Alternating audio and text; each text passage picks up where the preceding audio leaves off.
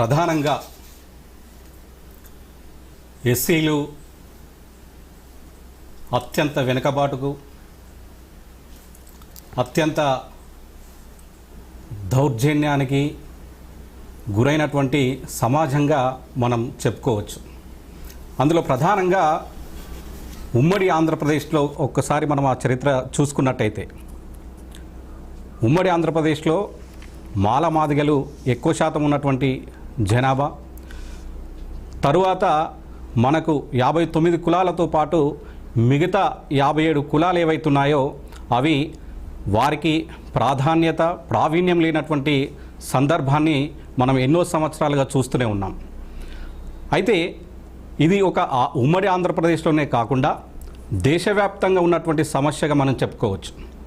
స్వతంత్రం వచ్చిన తర్వాత 1965లో మొదటిసారిగా భారతదేశంలో ఉన్నటువంటి ఎస్సీ కులాలు ఏవైతున్నాయో ఆ కులాల వెనుకబాటు, వాటి యొక్క ప్రాధాన్యత, అంటే విద్యా ఉపాధి అవకాశాలలో వారి ప్రావీణ్యం ఏ విధంగా ఉందనేది ఆనాడు 1965లో చర్చకు వచ్చింది.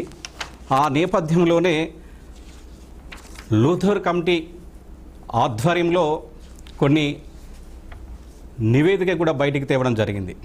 దాని ఆధారంగా ప్రధానంగా ఎస్సీలలో ఉన్నటువంటి కులాలను గుర్తించడమే కాకుండా అణగారిన, అంటే ఆ కాస్టులలో ఉన్నటువంటి వెనుకబాటుకు గురైనటువంటి సబ్ కాస్ట్లు ఏవైతున్నాయో అవి వారికి ప్రాధాన్యత లేదని గుర్తించింది.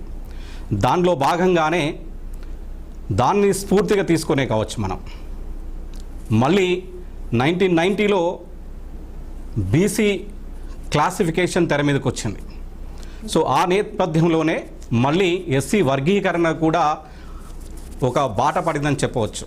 అట్లా ఎస్సీ ఉద్యమం ఒక సుదీర్ఘంగా 30 సంవత్సరాల పోరాటంలో 1999లో ఆనాటి తెలుగుదేశం ప్రభుత్వం హయాంలో ఎస్సీ వర్గీకరణకు నాటి ముఖ్యమంత్రి చంద్రబాబు నాయుడు ఆమోదం తెలపడం జరిగింది.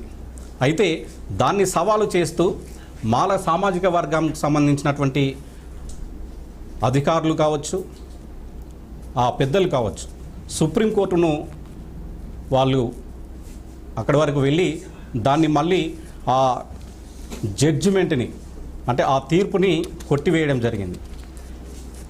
తదుపరి మళ్ళీ 2004 నుండి ఈనాటి వరకు, అంటే నిన్నటి వరకు ఎస్సీ వర్గీకరణ పోరాటం మందకృష్ణ మాదిగ గారు, తర్వాత ఆ ఎంఆర్పిఎస్లో ఉన్నటువంటి నేతలే కాకుండా ఇతర సామాజిక వర్గాల వారు కూడా ఈ ఉద్యమానికి వెన్నుదన్నులుగా నిలిచినటువంటి సందర్భం మనం ఒకసారి గుర్తు చేసుకోవాలి. అయితే ఆగస్టు 1, 2024 సుప్రీంకోర్టు జడ్జిమెంట్ భారతదేశంలో అత్యంత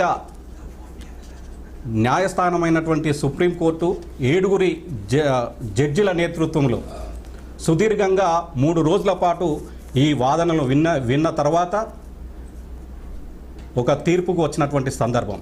అందులో 6:1 మెజార్టీ రేషియో ప్రకారం ఈ తీర్పును ఆయా రాష్ట్రాలకు అధికారాలు కల్పిస్తూ ఎస్సీ వర్గీకరణ చేపట్టవచ్చని సుప్రీంకోర్టు ఆమోదం తెలిపింది. సో ఈ నేపథ్యంలో కాకుండా దేశంలో ఇంకా ఇతర రాష్ట్రాలను కనుక మనం చూసుకున్నట్టయితే, ఉదాహరణకి ఒక్కొక్క రాష్ట్రంలో ఈ ఎస్సీలను వివిధ రకాలుగా పిలుస్తున్నటువంటి సందర్భాన్ని మనం చూసుకోవచ్చు. ప్రధానంగా పంజాబ్లో అక్కడ 33 కులాలు ఉంటే, ఎస్సీలలో 33 జాతులు ఉంటే ఆ జాతులలో అసమానతలు విద్యా ఉపాధి అవకాశ రంగాలలో వారికి ప్రాధాన్యత లేదని గుర్తించినటువంటి అక్కడి ప్రభుత్వం 1975లోనే అక్కడ ఎస్సీ వర్గీకరణకు ఆమోదం చేసేలా ప్రయత్నం చేసిందని చెప్పుకోవచ్చు. అయితే అక్కడ ఏబిసిడి వర్గీకరణ చేసి దేశంలోనే ఆదర్శంగా నిలిచిందని కూడా చెప్పుకోవచ్చు.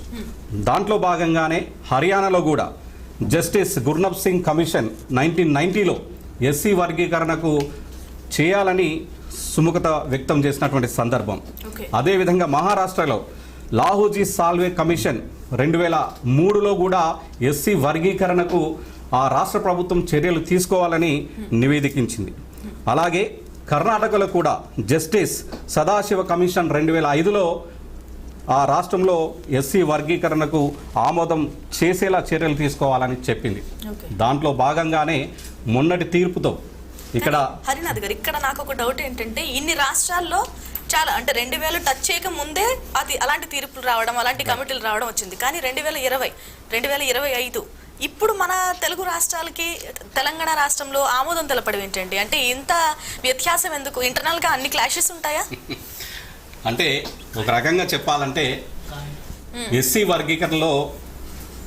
వర్గీకరణ అయిన తర్వాత జనాభాలో ఎస్సీ మాదిగ జనాభా మనకి 62% కనిపించినప్పటికీ ఈ మాదిగ జాతిలో విద్యా ఉపాధి అవకాశాలు కొంత వెనుకబాటుతనానికి గురైనటువంటి నేపథ్యమే కాకుండా పై స్థాయిలో ఉన్నటువంటి బ్యూరోక్రాట్స్ కావచ్చు, రాజకీయ పరంగా ప్రావీణ్యత పొందినటువంటి నాయకులు కావచ్చు, ఈ వర్గం నుండి మనం చాలా తక్కువ స్థాయిలో చూస్తాం.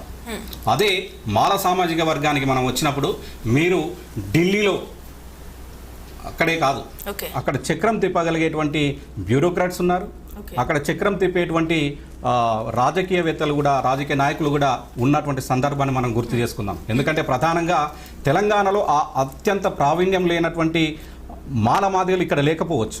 కానీ ఆంధ్ర ప్రాంతంలో ప్రధానంగా మీరు ఒక చిన్న ఉదాహరణకి Koppula Raju is an IAS officer.